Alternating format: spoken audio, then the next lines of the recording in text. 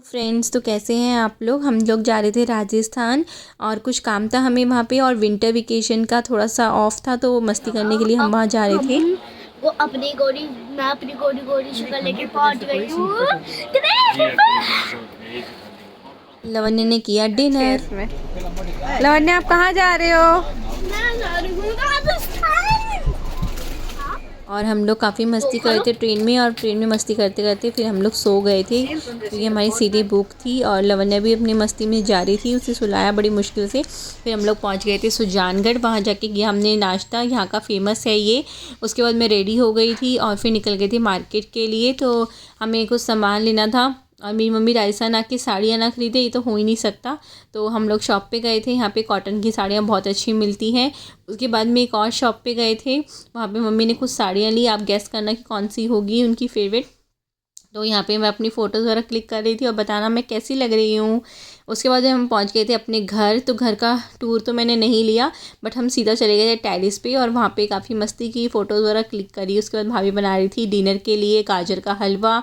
तो बीच में मुझे छोटी सी भूख लग रही थी तो मैंने एक रोटी और गट्टे की सब्ज़ी खाई थी जो मेरी फेवरेट है। उसके बाद में हम लोग बाहर आ गए थे थोड़ा वॉक करने के लिए। लवन्या खेलने लग गई थी। और ये है मेरी नानी का हाउस जो बहुत सुंदर है।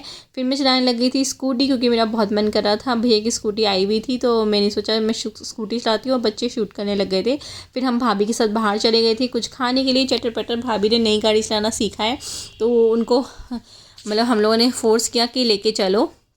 उसके बाद हम लोगों ने खाए थे गोलगप्पे और मोमोज़। वैसे तो दिल्ली के फेमस है बट वहाँ पे भी अच्छे थे।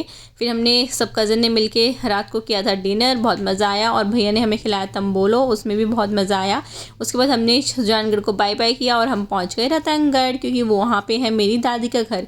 तो हम लोग ट्रेन में बैठ गए थे और वहाँ से ट्रेन से जा रहे थे हम रतनगढ़ क्योंकि दादी के घर में भी हमें काम था और घर भी ओपन करना था। तो हम लोग वहाँ पहुँच गए थे रेलवे स्टेशन। उस बीच में मेरी मम्मी के पैर में थोड़ी सी चोट आ गई थी तो लवन्या हेल्प कर रही थी। फिर वहाँ जाके हम एक स्टोर पे चले गए थे और रतनगढ़ की मार्केट एक्सप्लोर करने लग गए थे, काफ़ी अच्छी थी। और ये है मेरी दादी का हाउस जो काफ़ी अच्छा है और काफ़ी बिग भी है। तो बहुत सारी बचपन की यादें इस घर के साथ जुड़ी हुई हैं। तो उसके बाद हम पापा के फ्रेंड के यहाँ से आ गया था पिज़्ज़ा क्योंकि उनका रेस्टोरेंट है तो बहुत यम्मी था, देखने में भी कितना अच्छा लग रहा है। फिर हमने थोड़े से हाथ वाथ सेके। उसके बाद में उनके यहाँ से खाने का भी इनविटेशन आ गया था कि खाना भी आपको हमारे रेस्टोरेंट में खाना है। तो हम वहीं पहुँच गए थे और घर जैसा, लिटरली घर जैसा खाना था, बहुत ही यम्मी खाना था।